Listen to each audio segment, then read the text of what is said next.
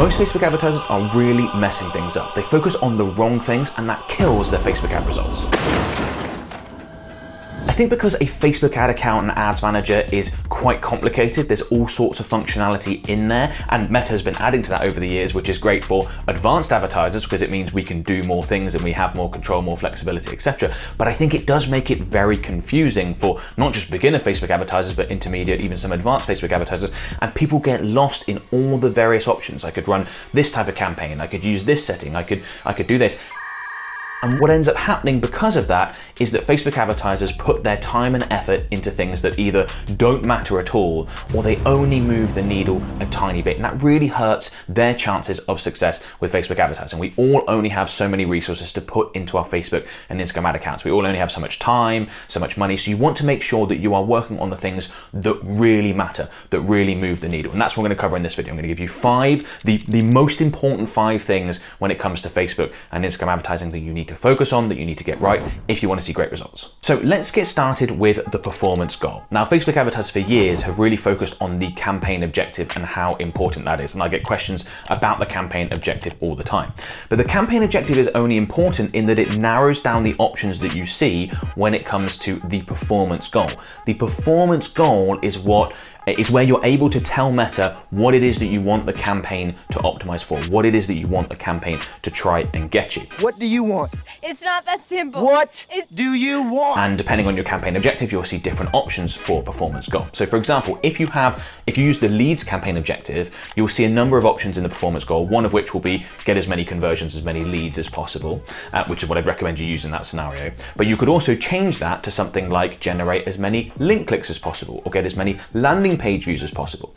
Now, if you go, for example, with generate as many link clicks as possible, that campaign will operate exactly the same as a traffic campaign that has the same performance goal, which is get as many link clicks as possible. So the campaign objective in that scenario, one's leads, but optimizing for link clicks, one's traffic, but optimizing for link clicks. They're going to be optimized and run in the exact same way. You're not going to get any benefit from using a leads campaign. And that's why the performance goal is now much more important. If you are using a leads campaign, you want to optimize for leads and get as many leads as possible. If you're using a sales campaign, you want to get as many purchases as possible or the highest return on ad spend, depending on how your ad account is set up and whether you're able to track and optimize for that.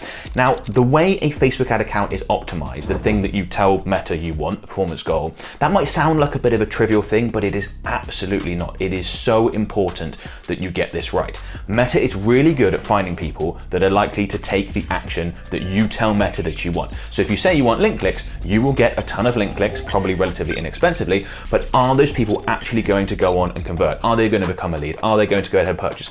Probably not. Whereas if you tell Meta, look, I want leads, I want sales, Meta's going to do their best to try and get you that. And the differences are massive. More than 100% improvement in results typically when you go with, say, a leads campaign optimizing for leads versus a traffic campaign or a leads campaign optimizing for link clicks when you're measuring cost per lead or the number of leads generated, assuming the same budget. So absolutely, you need to get this right. You need to get the performance goal right. And my simple advice here is that you go with the option that best describes what you really want with your business. Do you want leads? Do you want sales? Do you want app installs? Maybe you do just want to reach people. You're using an omnipresent content strategy, for example. You just want to reach as many people as possible, in which case, absolutely fine to go with the awareness objective and then select reach, optimize for as much reach as possible as your performance goal. But just make sure you really think about that. What is my end objective here? What do I really want from a Facebook ad campaign? That's what you need to select as your performance goal. And if you've got this wrong, if you're watching this video thinking, oh, I don't think I've got my performance goal set up right, if you change it, that's likely to make a huge difference to your results. Okay, so the second thing that I want to discuss is very much tied into the first thing that's really important for your Facebook and Instagram ad results, and that's your ability to track the actions that people take. Track the actions that people take after they click on your ads. Do they go through and purchase? Do they go through and become a lead? What pages do they look at? All that sort of stuff. Now, for the performance goal to matter, let's say you want to optimize for leads, you want to optimize for sales, Meta needs to be able to know accurately what a lead, what a sale looks like on your website. So if you don't have tracking in place properly, then you are going to miss out not only as an advertiser in terms of being able to see how my campaign's performing, which ads are doing well, which are doing badly, turn off the underperforming performers create new ads like the better performers, all the sort of stuff that we do on a daily basis. But also remember, Meta's machine learning process is not going to know what a lead is, not going to know what a sales is. So how are they going to be able to optimize for that? So it's very important that you get the Facebook Pixel installed and that you have the conversions API installed as well. I've got videos that show you how to do both. We'll include links to those in the description if you're not familiar and want to go through that process. But just absolutely essential that you get those set up and that you try and get your tracking as accurately as possible. It'll help you as an advertiser and it'll help Meta optimize, which, as we've already discussed, makes a huge difference. Okay, the next thing on my list, and perhaps the single most important element of a Facebook ad campaign, Instagram ad campaign, is the offer. What do people actually get when they take the action that you want to take, when they go ahead and purchase your product, purchase your service? What is it that they are getting? How do you position that? How do you package it? How do you make it really enticing? Now, the reason why I think this is the most important thing is because you can have an ad campaign that is set up really poorly, but still do well if the offer is strong enough. However, you could have the perfect Facebook ad campaign, all optimized in the perfect way. You've got everything really dialed in, but if the offer is something that people just aren't that interested in, it's not going to work.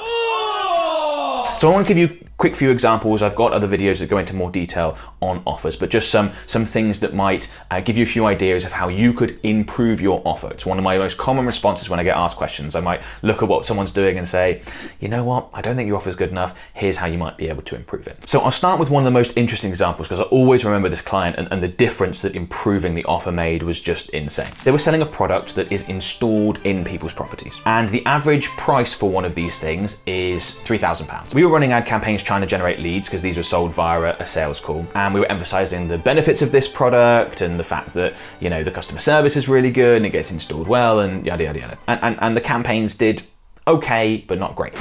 We then switched to a finance option. Now, this is a product that wasn't typically offered with a finance option. Instead of saying, you know, this is how much it costs and the regular ads, we focused really heavily within the ads, both in the creative and in the copy, on the fact that you only needed to pay, I believe it was £9 per week for, I think it was quite an extended period of time, must be 6 years, and installation of this relatively essential product would take place within, I believe it was 48 hours from inquiry. It's speed, hassle-free, there's a finance option.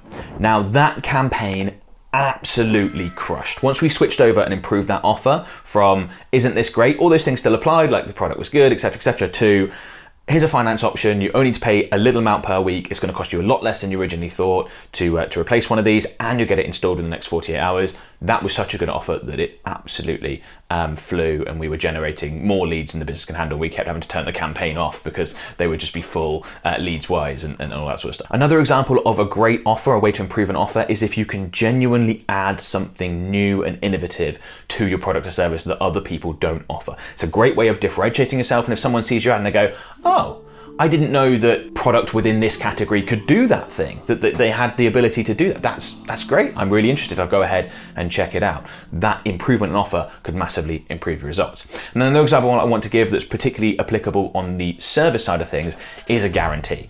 People pitching services all the time. Most, whether it's B2B or B2C, people are pitched all the time for various different services.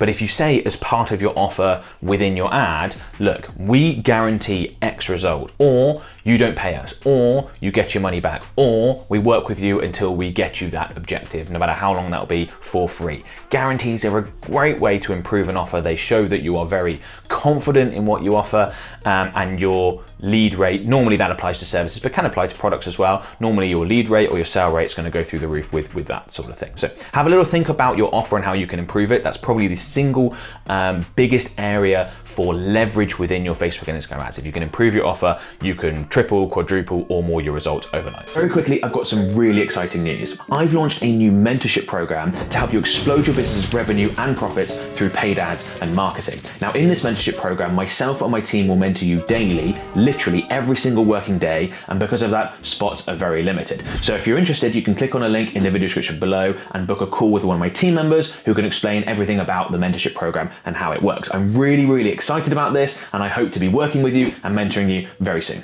Okay, the next thing I want to bring up is lifetime customer value, and specifically doing everything you can to increase your lifetime customer value. So I've spoken to a lot of Facebook advertisers that get really obsessed with their ad campaigns, and they've got them dialed in, they're performing well, and they're working really, really hard and testing all these options to try and shave an extra $1 trying to get purchased for $1 less, or get a 5% improvement in their cost per lead. I understand that. I don't think that's wasted effort, but I think that same effort could be better spent increasing their lifetime value, because there's only so low realistically you can drop your cost per conversion or your cost per lead when your campaigns are performing well, but you can increase your lifetime customer value significantly. I often say to people, it's a lot easier to double your average customer value, your lifetime customer value, than it is to half your cost per conversion with a Facebook ad or Instagram ad. And I think that when we're trying to work out where's the highest leverage opportunities, what should I be spending my time and effort on, I would first focus on lifetime customer value, increasing that as much as possible, because that's going to really help your ad campaigns. That'll double your ROAS. If you double your lifetime customer value, even if your ad campaigns stay exactly the same,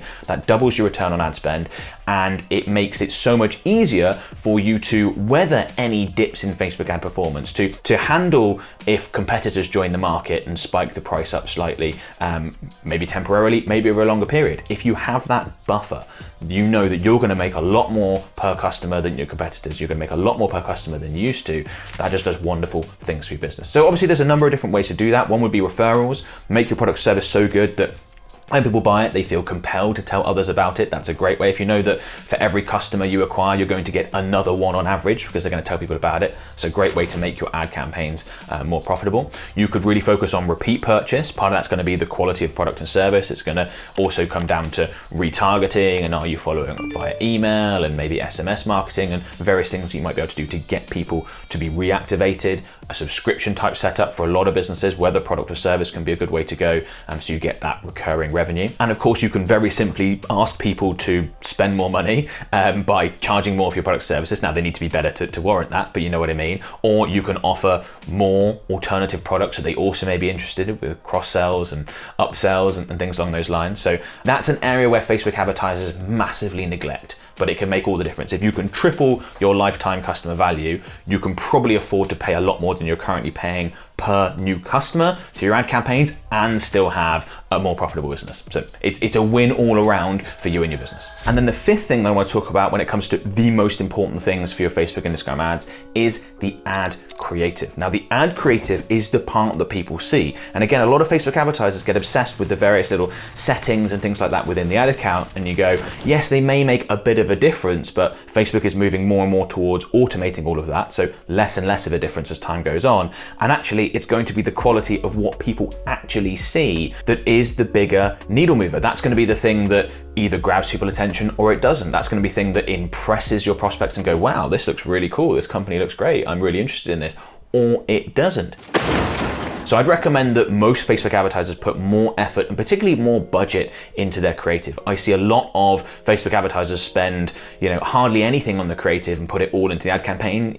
Often I've advised people saying, look, if you just take like 10% of what you're spending on the ad campaign and hire a professional, video editor or a videographer or a photographer or a creative professional, someone to create something that looks really, really good, I bet you that's net positive in terms of you take 10% of the ad budget, spend that on creative. Are you going to get more than a 10% improvement on your results in that ad campaign? Yes, I think you will. You could easily get 30, 40, 70, 160% improvement. We've seen all those sorts of numbers before from better quality, significantly better quality ad creative. So it's going to more than pay for itself. Now, of course, I understand that not everyone has the budget to hire creative professionals, whether that's a professional photographer or videographer or something like that, in which case there is a tool that I'd recommend you use that makes it super simple and easy to create really high quality ad creative. I explain exactly what it is and how it works in this video here. If you're new to Facebook ads or you don't have a ton of budget to play with when it comes to the creative side of things, this is exactly what I'd recommend you use. So go through that video, check it out. I think you find it really useful.